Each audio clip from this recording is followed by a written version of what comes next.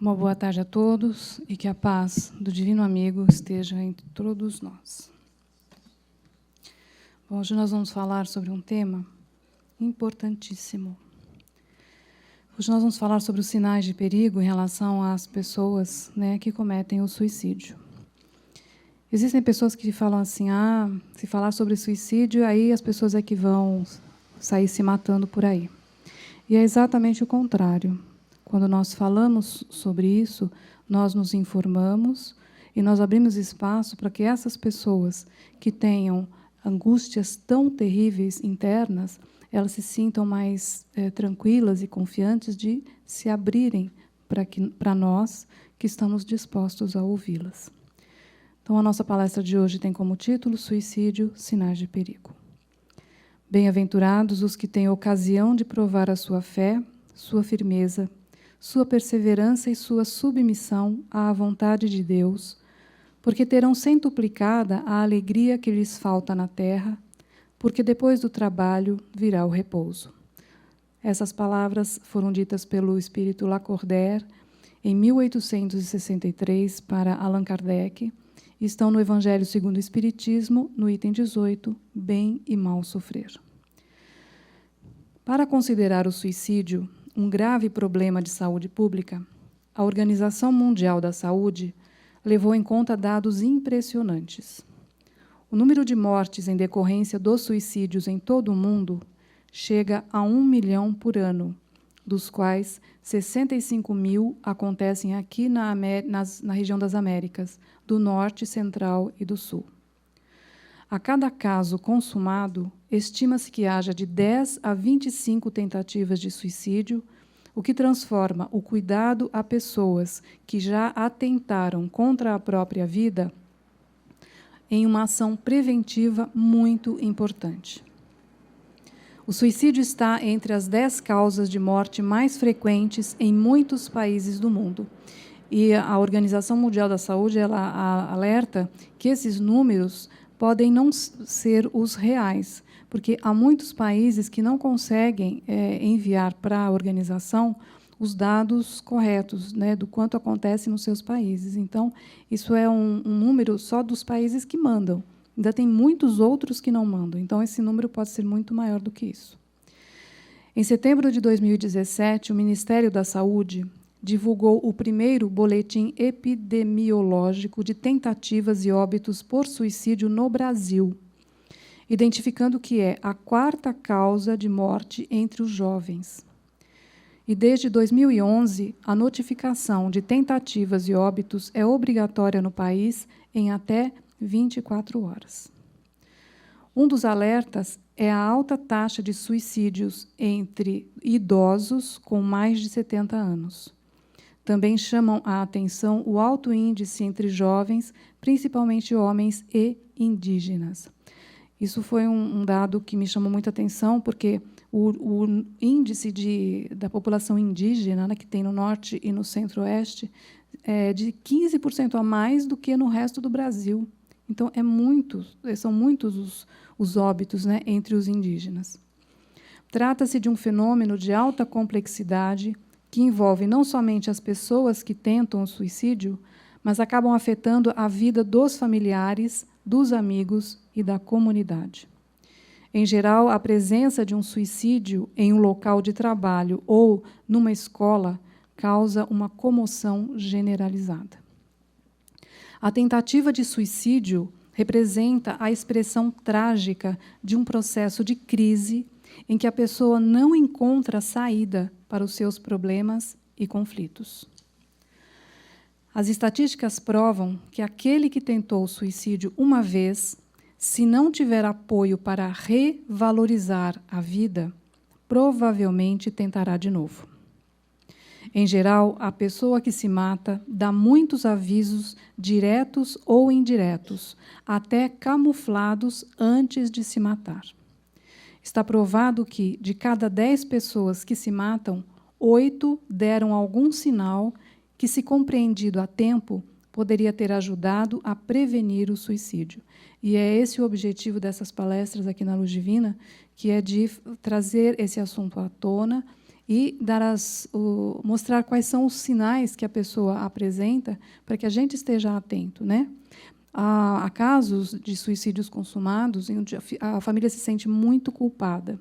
Esse é o fato mais gritante, né, quando a gente entra em contato com as famílias. É um sentimento de culpa terrível, do tipo assim, eu podia ter feito alguma coisa e eu não fiz, né?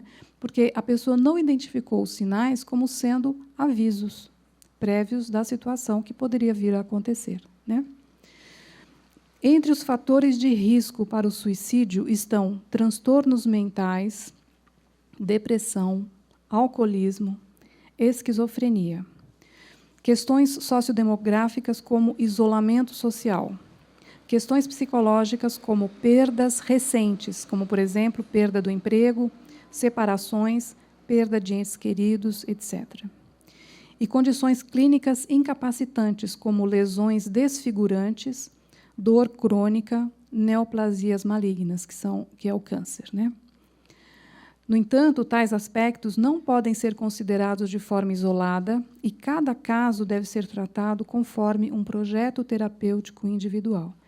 Quando a gente fala que os fatores de risco são esses, não significa que todas as pessoas com depressão vão pensar em suicídio ou vão tentar, de jeito nenhum, né? Não se generaliza.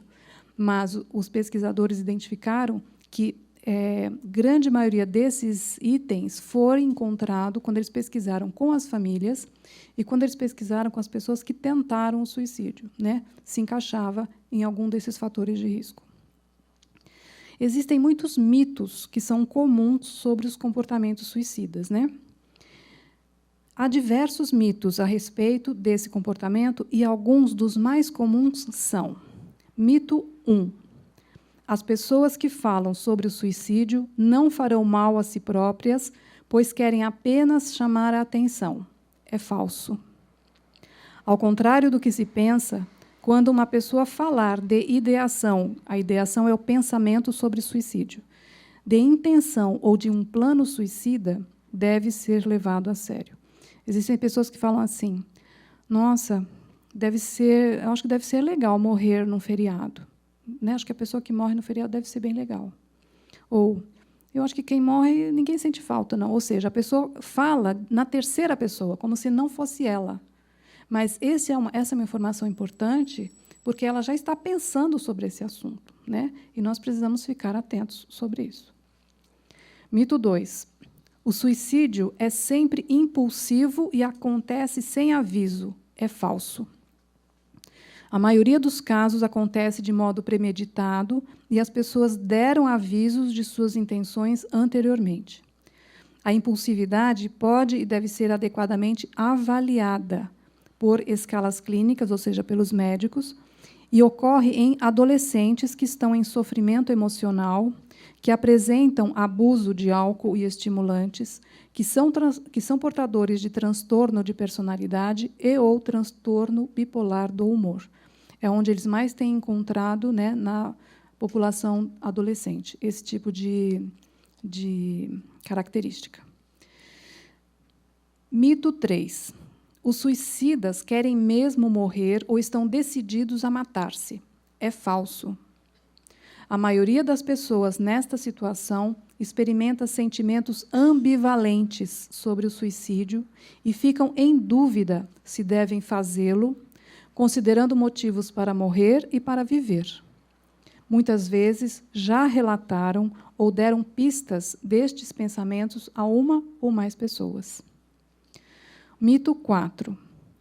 Quando uma pessoa mostra sinais de melhoria ou sobrevive a uma tentativa de suicídio, está fora de perigo. É falso. Na verdade, um dos períodos mais perigosos é logo após a crise ou quando a pessoa está no hospital na sequência de uma tentativa. Deve-se prestar muita atenção para a semana e o mês seguinte, depois da alta hospitalar, pois há perigo de o paciente tentar novamente o autoextermínio ou fazer mal a si. Mito 5. O suicídio é sempre hereditário. É falso. Nem todos os suicídios podem ser associados à hereditariedade. No entanto, a história familiar de suicídio é um fator de risco importante para o comportamento suicida, particularmente em famílias onde a depressão é comum. Mito 6. Os indivíduos que tentam ou cometem suicídio têm sempre alguma perturbação mental. É falso. O comportamento suicida indica que a pessoa enfrenta algum sofrimento emocional ou dificuldade.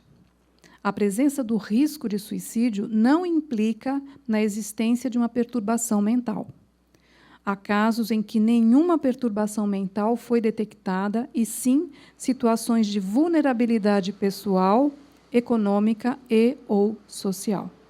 A pressão interna, a pressão externa e interna foi tamanha naquela pessoa que ela não deu conta, né? Ela considerou que essa era a única solução que ela tinha. E nisso a gente faz essas verificações nas pessoas que tentaram o suicídio. Mito 7. Se um profissional falar com o paciente sobre suicídio, o profissional está dando a ideia de suicídio à pessoa. É falso. Perguntar aos pacientes se estes pensam em fazer-se mal não causa comportamento suicida. Ao contrário, protege. Conversar sobre a situação é componente necessário para a redução do pensamento suicida. Lá no atendimento fraterno, nós recebemos muitas pessoas, né? E por várias vezes eu tive a oportunidade de perguntar se a pessoa já tinha pensado em suicídio. E, para minha surpresa, 100% dos casos, elas me responderam sim. Né? Ou algumas pessoas chegam e falam espontaneamente, eu vim aqui porque eu não sei mais o que fazer, é a minha última opção, porque senão eu vou me matar. Então, falar sobre o suicídio ou sobre essas possibilidades é muito importante que a gente tenha essa consciência. Mito 8. O suicídio só acontece às outras pessoas, não a nós. É falso. O suicídio pode acontecer a qualquer pessoa e encontra-se em todos os tipos de sistemas sociais e de famílias. Por isso, é fundamental investir em prevenção e identificar situações possíveis de vulnerabilidade, investindo em tratamentos precoces. Mito 9.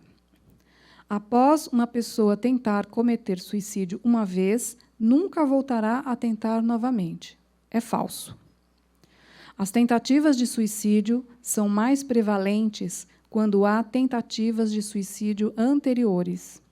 E por isso as pessoas que efetuaram essas tentativas necessitam de avaliação cuidadosa, juntamente ao tratamento e acompanhamento regular, através de contato telefônico, visita domiciliar ou estratégias de cuidado permanentes.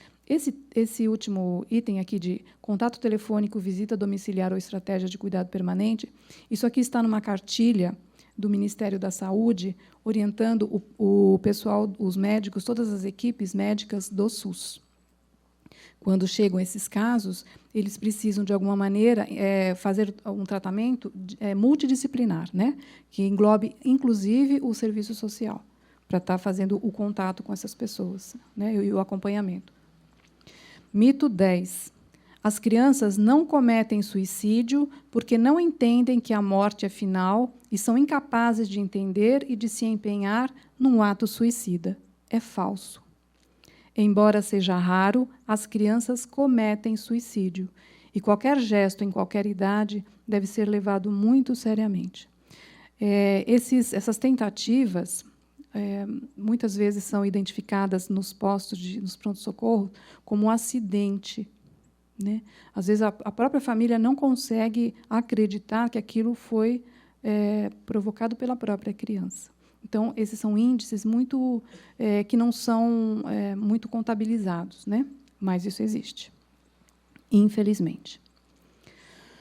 Falar sobre suicídio é o primeiro passo para preveni-lo.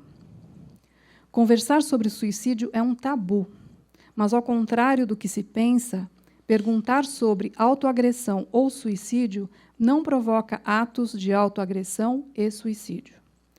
Nem sempre a pessoa expressa claramente os seus pensamentos ou sentimentos relacionados ao suicídio. Portanto, é necessário estar sensível para reconhecer que a vontade de morrer pode estar presente e abrir um espaço para o diálogo, permitindo que a pessoa fale sobre o que se passa com ela e sem julgamentos ou interpretações. Atualmente tem pelo menos na minha área, um boom, né, de adolescentes que se automutilam. Então, essa automutilação pode ser uma dica, né? Já pode ser um fator de risco aí. E esse processo, quando começa essa automutilação, porque as adolescentes e os adolescentes parecem acompanhar o grupo, né? O suicídio ele tem uma característica que os estudiosos já identificaram, que ele é contagioso. Quando tem um ídolo, por exemplo, que se mata, né, na televisão, na mídia, tem um aumento significativo de casos de suicídio na região, ou no mundo, vamos dizer assim, se a pessoa é muito famosa. Então, por conta disso, essa questão da automutilação, também a gente pode fazer essa leitura de autocontágio, porque os adolescentes querem fazer parte de um grupo. Se as outras meninas e os outros meninos estão se automutilando, eu vou fazer também. Então, olhar para essa automutilação com cuidado e fazer uma verificação médica em relação àquele adolescente, ou a moça ou rapaz, é importante, porque nem todo mundo que se automutila quer se matar, né? Mas, no meio deste bolo, pode ser que estejam aqueles que estão pensando nisso. Então, esse é um diferencial. Mas o cuidado e a atenção em relação a esse tema tem que ser bem grande. Ou seja, vamos tomar uma ação em relação a isso. Agora nós vamos falar alguns relatos de pessoas com pensamentos suicidas, né? Antes, é importante que os profissionais de saúde, a família e os amigos reconheçam no discurso da pessoa possíveis pistas de que o pensamento de morrer ou de se matar pode estar presente. E eles costumam falar assim: eu ando pensando besteira. Acho que minha família ficaria melhor se eu não estivesse aqui. Eu sou um peso para os outros. E essas falas não são só para adolescentes, viu, gente? É qualquer idade aqui. Estou com pensamentos ruins. Era melhor que eu estivesse morto. Eu não aguento mais. As coisas não vão dar certo, eu não vejo saída. Eu preferia estar morto. E quando a gente ouve alguém falar assim, não adianta a gente chegar para a pessoa e falar assim: você não deveria pensar assim, pois é tão interessante, tão bela, tão inteligente, com emprego, com filhos tão lindos, com fé, tão rica, etc, etc, etc. Porque a pessoa fica pior. Isso não costuma ajudar a pessoa. Pelo contrário. É preciso compreender o projeto de suicídio como um fato, porque é resultado de um conflito interior muito sério, que pode estar acontecendo há muito tempo. Este discurso nosso, né, de não pensa assim, você tem filhos maravilhosos, por exemplo, né, faz com que a pessoa se feche cada vez mais para não ouvir esse tipo de conselho. E porque considera que não está sendo compreendido na gravidade da situação. Conhecer as situações que atuam como fatores de risco para o suicídio pode auxiliar a família, os amigos e os profissionais de saúde na identificação de situações de risco e de crise. Embora não haja um estilo geral para comunicar intenções suicidas, os sinais de alerta do comportamento suicida incluem, né, no comportamento da pessoa, falta de interesse pelo próprio bem-estar, mudanças em padrões de comportamento social, declínio da produtividade no trabalho ou do sucesso escolar, alterações nos padrões de sono e de alimentação, tentativas de pôr os assuntos pessoais em ordem ou de fazer as pazes com os outros. É como se ela estivesse meio que se despedindo das pessoas, né? Interesse fora do comum em como os outros se sentem. preocupação com temas de morte e violência, súbita melhoria no humor depois de um período de depressão e promiscuidade súbita ou aumentada. Outro fator de risco é o que chamamos de bullying, o famoso bullying, né? O bullying é um termo que vem da palavra inglesa bully, que significa brigão ou valentão. Caracteriza a situação de agressões intencionais e repetitivas, verbais ou físicas, por uma ou mais pessoas contra um ou mais colegas. E o bullying se dá em qualquer ambiente. Ambiente de trabalho, familiar, escola, faculdade, qualquer lugar. Pode acontecer no ambiente escolar, em casa ou no trabalho. O bullying é uma violência grave, de consequências marcantes e que pode, sim, levar ao suicídio. Uma questão que também merece a nossa atenção sobre as ocorrências atuais de suicídio de jovens e que tem ocupado um lugar de destaque na mídia desde a estreia, em 2017, foi daquela série americana chamada 13 Reasons Why, ou Os 13 Porquês, e da ampla e controversa divulgação do famoso jogo online chamado Baleia Azul, seguidas pelo crescente interesse dos jovens por ambos. Isso aí ficou muito na mídia, né? É nesse contexto que aumenta a preocupação com jogos como o Baleia Azul, que apela para adolescentes vulneráveis que estão fazendo escolhas sem supervisão de adultos. São pessoas que não têm muitos amigos, estão muitas vezes isoladas e, de repente, alguém aparece prestando atenção nelas. É um jogo que começa com desafios fáceis, em que se recebe gratificação instantânea, como acontece com o videogame, por exemplo. Isso prende a pessoa até que começam os pedidos mais difíceis. E a pessoa pode entrar no jogo até por curiosidade e, no fim, acabar chantageada a praticar as tarefas e não ter os recursos emocionais para reagir ou conseguir pedir ajuda, acabando por cometer uma bobagem. Cuidadores e familiares de pessoas com risco de autoagressão geralmente passam por um intenso estresse. Oferecer apoio emocional e atendimento a esses cuidadores e familiares, caso necessitem, é muito importante. O fato de haver uma suposição generalizada de que falar sobre suicídio possa induzir suicídios não deveria justificar a tendência ao silenciamento, nem conservar o caráter de tabu atribuído ao tema. Há casos graves que, mesmo com todo o tratamento e suporte, não é possível evitar a morte do paciente por suicídio.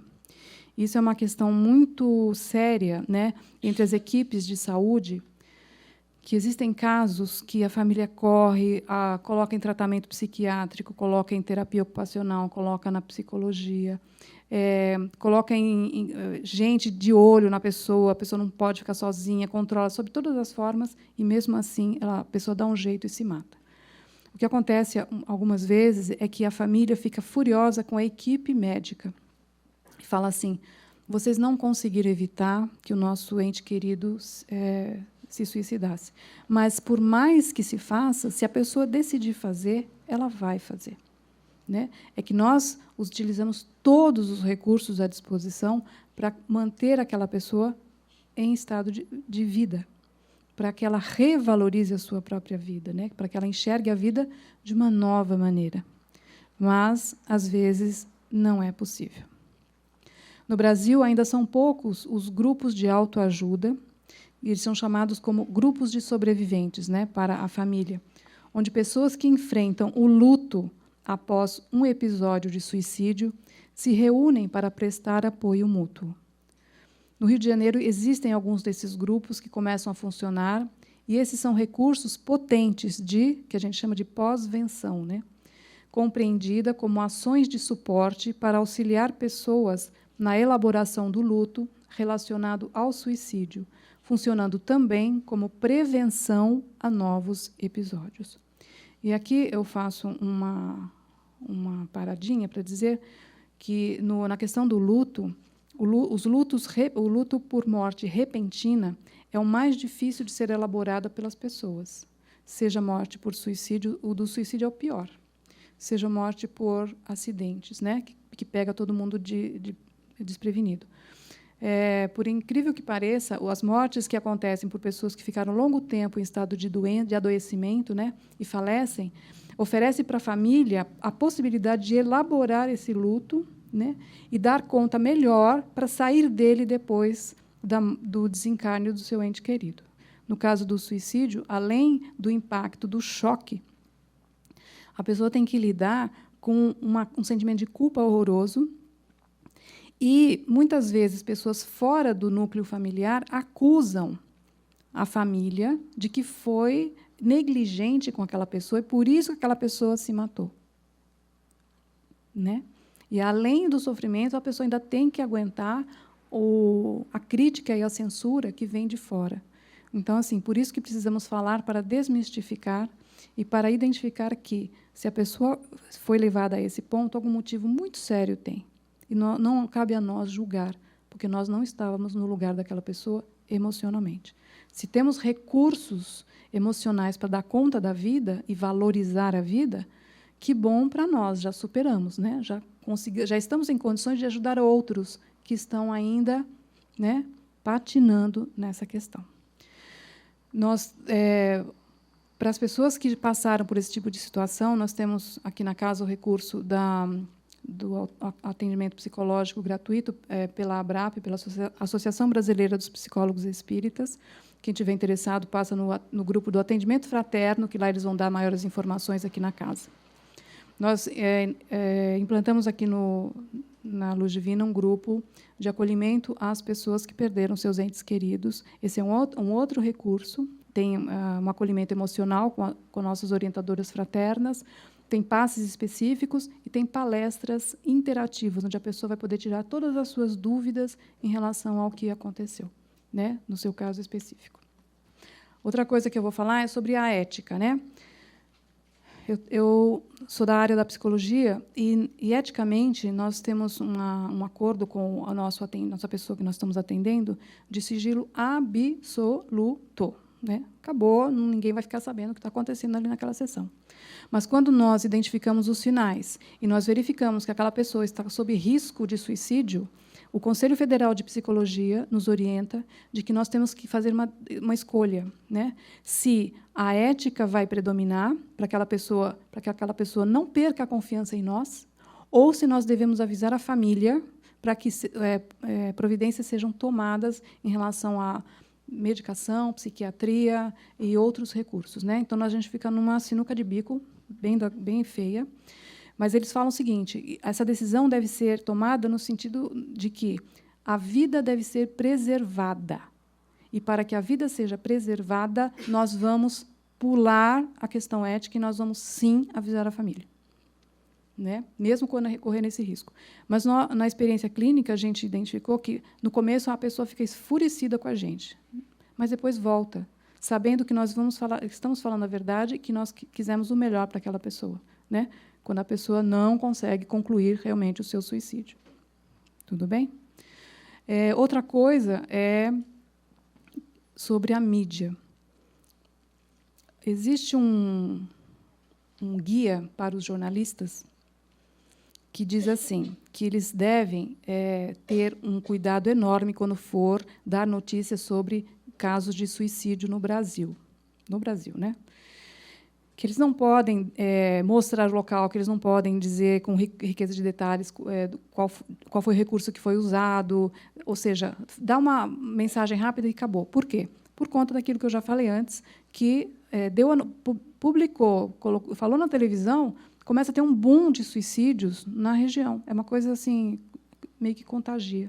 Parece que a mídia, para algumas pessoas, valida determinados comportamentos, né? Essas pessoas não questionam a mídia, ou o que está vendo na televisão, ou o que está vendo na revista, no jornal.